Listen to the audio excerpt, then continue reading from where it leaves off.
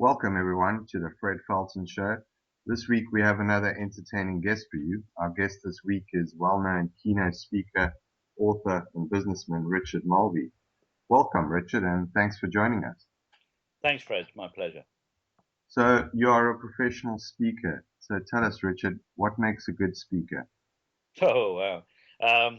I was talking about that earlier on this morning, interestingly. A good speaker is somebody who stands up on stage, I guess, or in front of an audience and delivers a message from the heart. A good speaker has to be able to be a performer, and an entertainer, of course.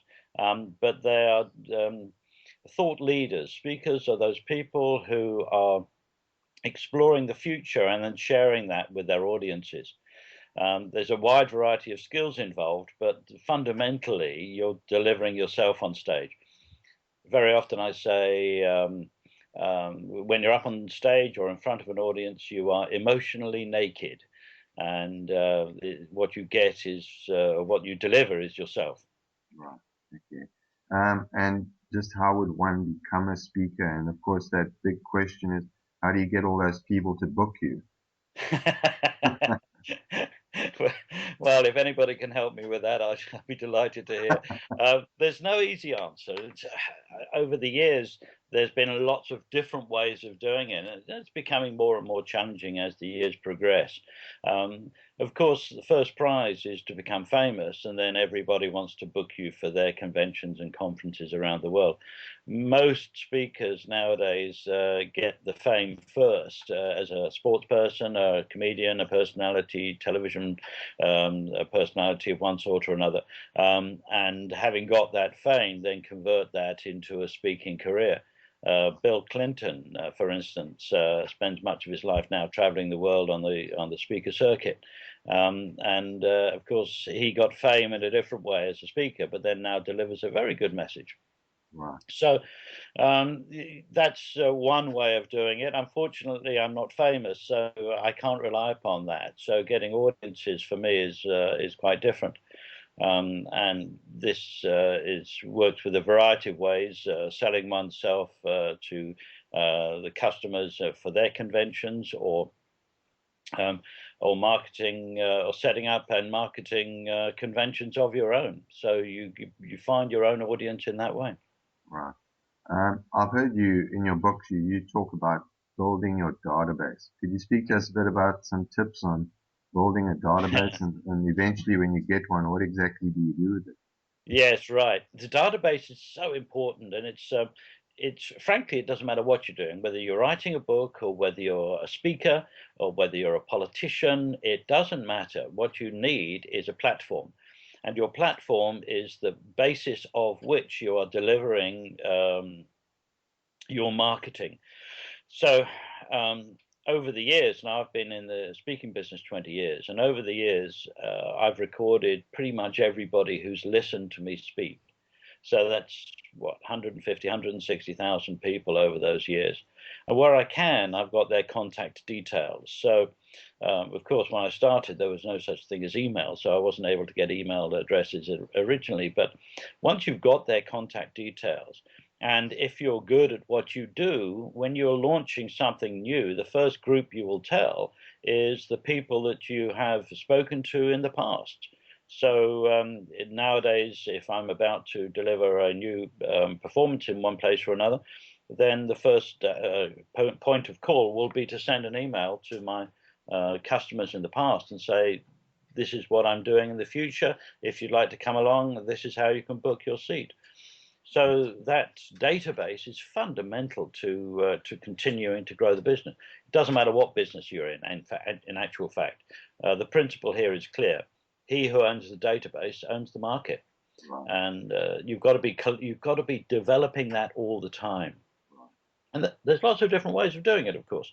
In my case, as a speaker, then I will encourage people to give me their contact details by perhaps offering a free book on my website, or perhaps using evaluation forms at the end and requesting permission to keep in contact with them.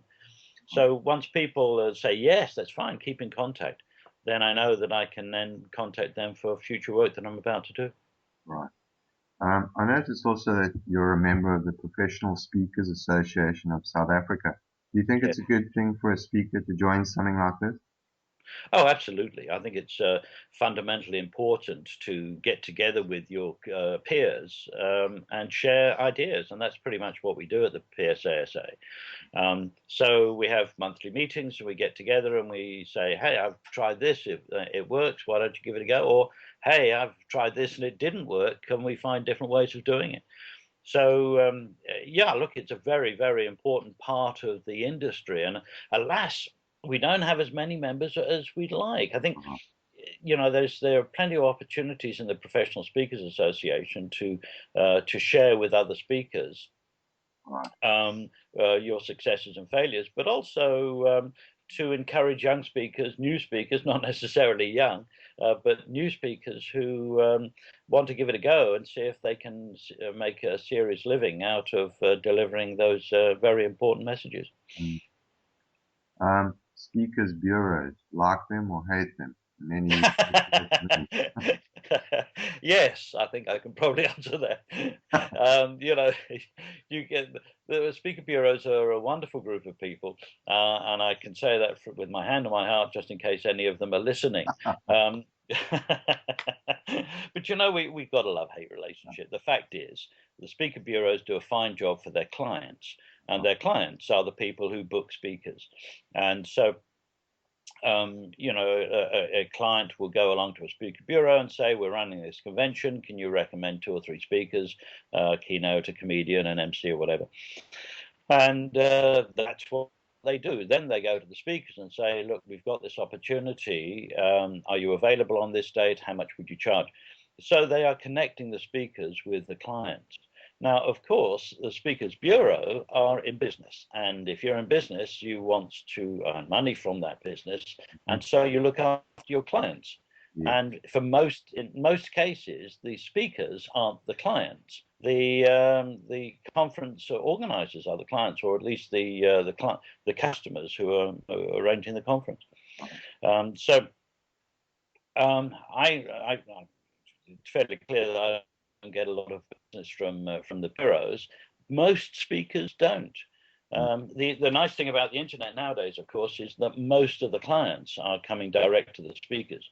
They've heard about a speaker, so they go onto the internet, they Google Richard Mulvey, if you like, and they come straight to me. And I've had one this morning come to me and said, "I've got 3 days in 2014, conventions around the country. Please let me know if you can help us with those." So that happens all the time. And so, the bureaus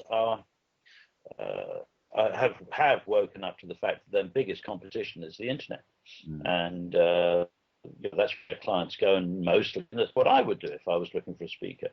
The bureaus do a good job, I think, for their clients, and I'm not knocking them at all. But you cannot, as a speaker, you cannot expect the bureaus to find you work. Some of the speakers get a lot of work from the bureaus. Most of us don't.